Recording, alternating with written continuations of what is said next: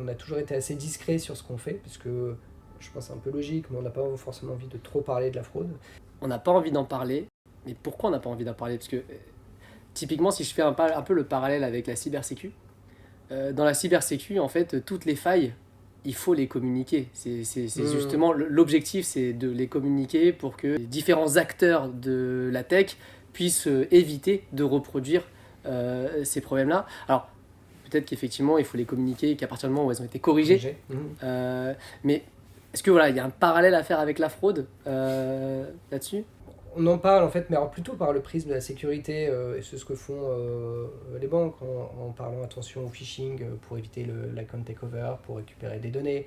Euh, mais on parle assez peu finalement de la fraude en tant que telle, euh, des fraudes qu'il peut y avoir, des méthodes pour frauder, parce qu'on n'a pas envie de s'exposer à davantage de fraude, ou du moins à rendre la fraude accessible à tout le monde.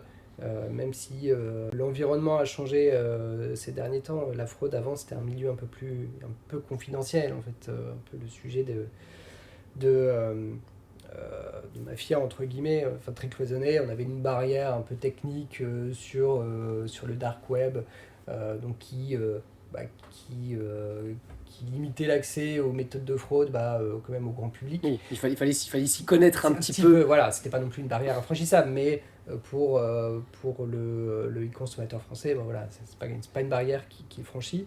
Aujourd'hui, c'est la fraude, on la voit, elle se market, elle se commercialise.